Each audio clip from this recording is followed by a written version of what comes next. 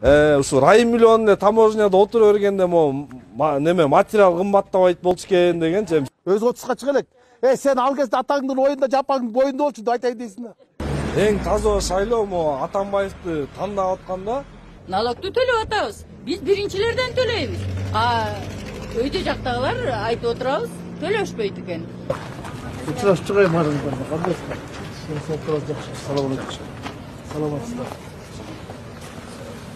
Салам алейкум.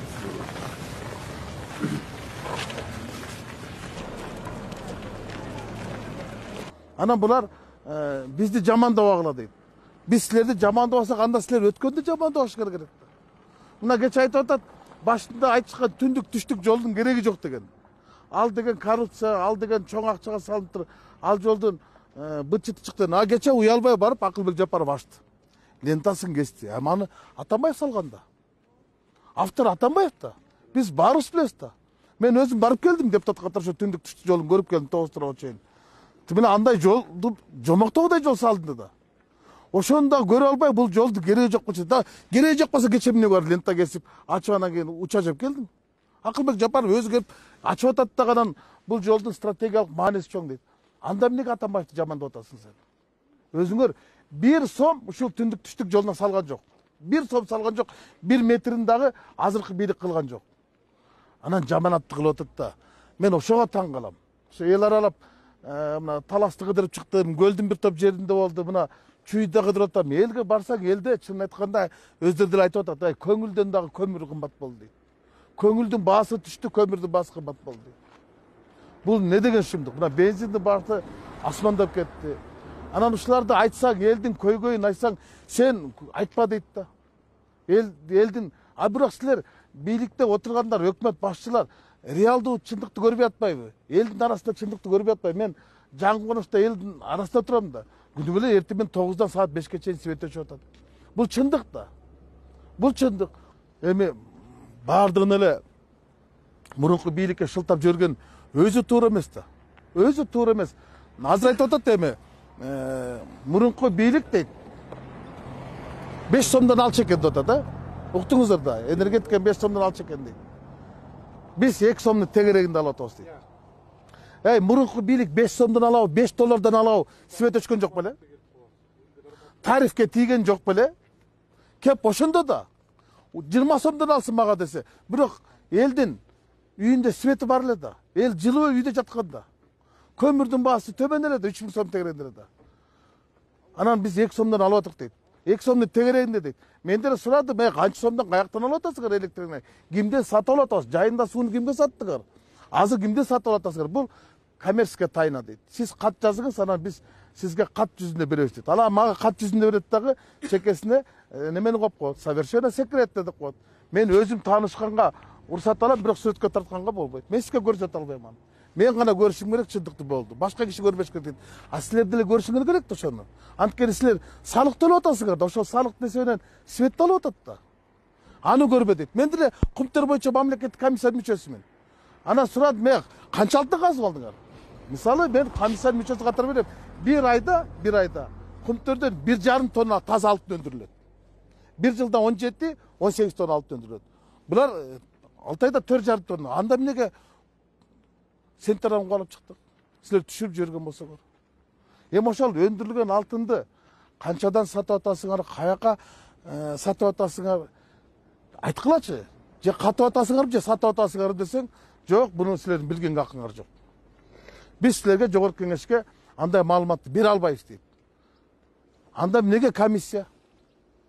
Бардыгын ушул бирүүчү эле киши билбеш керек да. Жалпы Кыргызстанда чындыкты кыргыздын эли билиш керек. Чындыкты камап койгондо бул өтө коркунучтуу. Мына бүгүн чындык камалып жатат. Кыргызстанды караңгылык каптап калды. Коомда караңгы болуп калды. Алас келгесип үй да караңгы. Мына ушундай караңгылык каптап турган кезде караңгы үйдө каман күркүрөйт деген болуп, же болбосо бош арба каттуу калдырайт деген болуп, бийлик үстөккө бостого эле калп айтып эле калып, баары жашнакай дагы чыдагыла, буну биз кылган жокпуз, буну мурунку бийлик кылды, мурунку бийлик кылды дейт. Бияк ураско дейм, же бияктабы? Кандайсыздар? Салам алейкум. Жигиттер кандай? Жакшысызбы? Салам алейкум.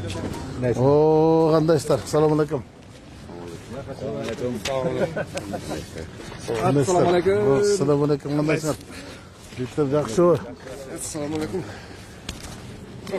Бардығын басып алды. Ачык айтайын да, бийликти барын алышты. Баш мыйзамды алышты, өкмөттү алышты, сот бийлигин алышты. Эми бир гана ала элек мыйзам чыгаруу бийлиги калды. Мына силердин да бийлигиңерди алды. Айыл өкмөттү алып койду. Мурун депутаттар шайлачы. Айыл өкмөт турабы? Азыр силерден сурап да койбойт. Жана Өмүрбек Текебаев айткандай никтосуңар дейт. Азыр президент ала элек экеле бийлик калды. Бул кайсы бийлик? Айылдын имамы, анан мектептин директору. Калганын баарын алды. Эми ошону деле бериш керек, молдону деле сен дайында деп. Жергиликтүү бийлик дейт, мыналар айылдык кеңештин депутатын шайлап, булар анан айыл өкмөт өздөрү шайлаш керек да, децентрализация кылыш керек болчу да бийликти. Бардыгын алып алды. Туура айткан Өмүрбек Текебаев, эбегейсиз бийлик деп дей албайсыңар деген. Аябай бизде азыр бийлик болуп атат, биз элде. Себеби бул жерде парламентский шайлоо келип атат. Буга чейин деле шайлоолор болуп келген. Биз канчаларды шайлаганбыз. Бирок мен эле ушу көйгөйлүү маселем ушуда, ушу айыл жеринде жашап атабыз. Жана сиз айткандай помидорлорду тияктан алып атабыз дейт. Бизде помидор өспөйт. Өспөсө да бизде кылкандуу данегин, андан чыкар картошка.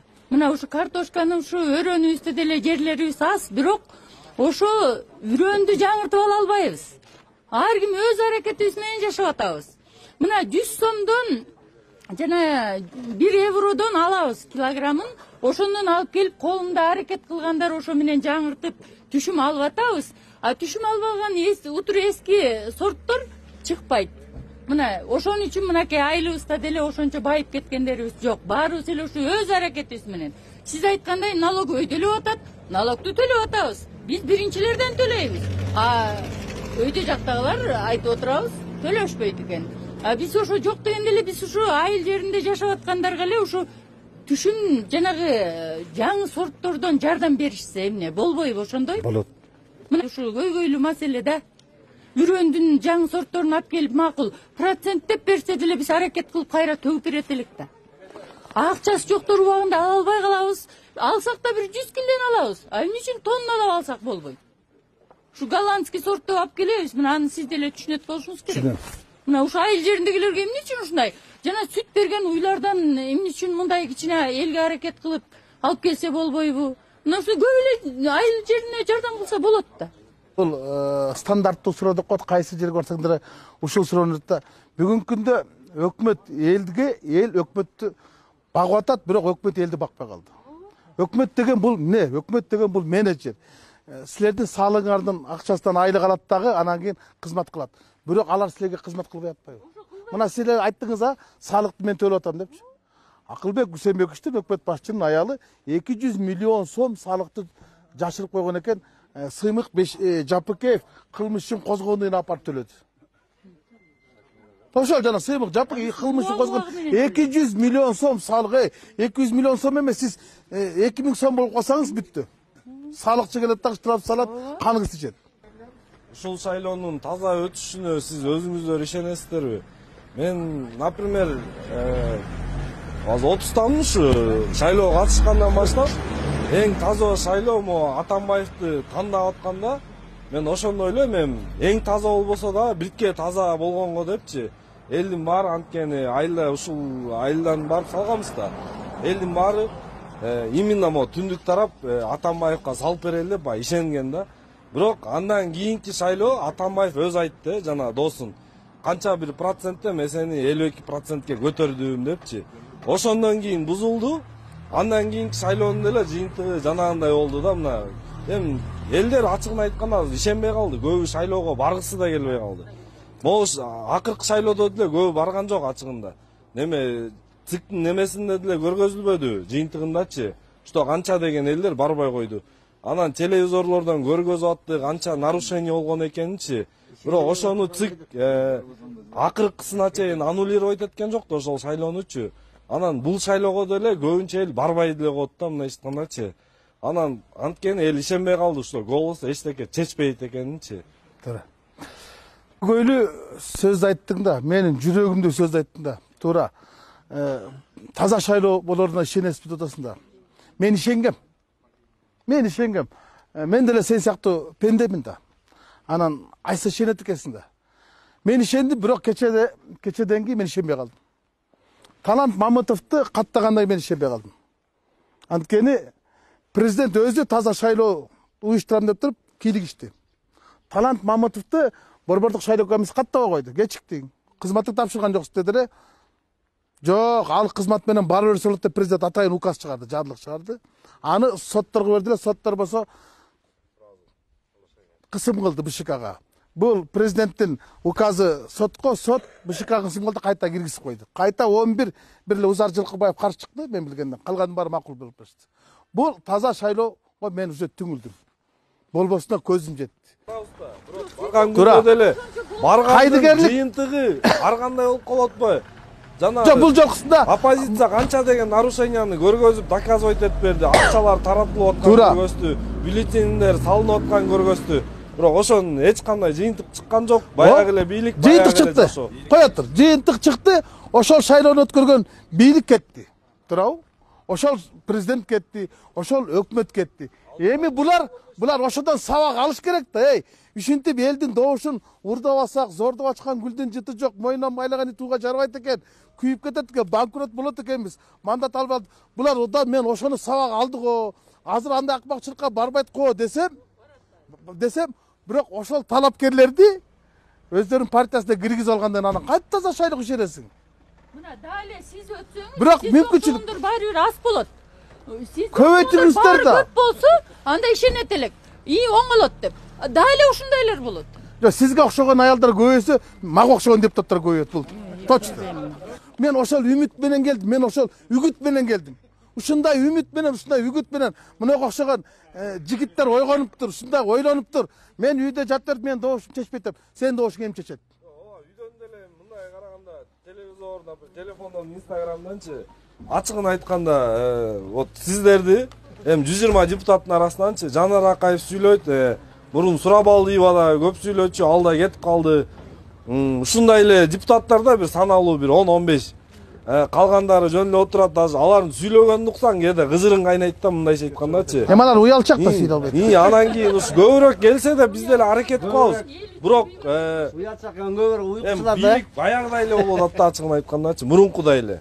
Өзгөрүү билбейм болуп атабы болгон жок. Наоборот кыйынчылыктар болот. Азыр кээ бирөө мондай деп да айтып атат, сөзүнүн ачыгы. Ушу райым миллиону таможняда отура бергенде неме материал кымбаттабайт болчу экен дегенчи, сиздер деле угуп аткандырсыздар, балким билбейм.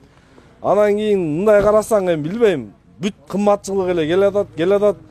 Баягы пенсиялары, баягы койдон айлыктары, баягы койдон айылдарда да көп билинбейт экен. Шаардан келдим да. Шаардан мурунку айлыктар жетпей калды да, чынында элечи. Анан айла жок айылда келип эле баягы дыйканчылык менен кичине көбүрөөк польза болуп атат да, шаарга карагандачы. Бүт кымбатчылык. Мына сен дагы инем бүгүнкү күндөгү эң актуалдуу маселе айтып атасың. Азыр шаардан айылга качып калышты. Кыргызстандан чет өлкөгө качып калышты. Россияга качып калышты. Анткени кара башыбызды бага албай калдык. Бүгүнкү күндө Кыргызстандагы ар бир статистика боюнча 4-адан кедей, кембагал. Жана Дакаса деген балекеттер бар. Кечкери WhatsApp'та отурат да, боксакта отурат. Жазгандарын карасаң эле бүттү. Мен сүйлөсөм эле мен ылдый жаман онда комментарий чыгат да. Сен 30 жыл мурун не кылдың эле дейт да. Өзү 30га чыга элек. Сен ал кезде атаңдын оюнда, жапаңдын боюнда болчу деп айтайын дейсиң да. Туурабы? Же вообще планда да жок болчу, кланда да жок болчу. Өзү 27-тан сен 30 жыл мурун не кылдың эле дейт да. Мен 30 жыл мурун не кылганда сен каякта элең? Анан ошондо эксперттер көбөйүп кетти да, коом ошондо бузулуп атат. Караңгылык бизди каптап, ушунчалык бир оор ойгонуудан, уйкудан ойгондо албай атабыз да. Мына караңгылык каптаган аз келгенси эми свет өчүп караңгылык каптады. Суу жок. Көңүл арзан, көмүр кымбат. Ушунчалык эл экенбиз, ушуга да чыдап атабыз да. Эл чыдайт экен да. Кыргыз кыйынчылыкка чыдайт экен да. А бирок бийлик ушунун баарын сезип алган да. Бийлик ушунун баарын сезип алып туруп, айтса эл, эми бирок эл калпка чыдабаш керек да.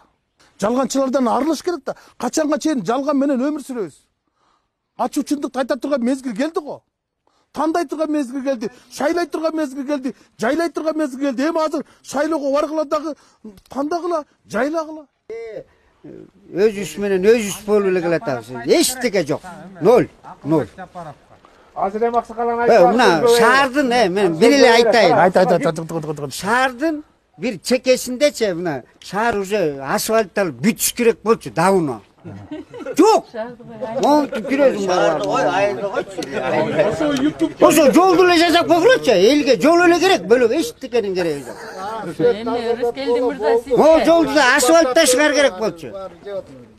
Өкмөттөгө бүт барыңдар. Только асфальт эле берип бизге, асфальт эле. Жолубуз эле. Бүттү. Зеленый жүрөбүз.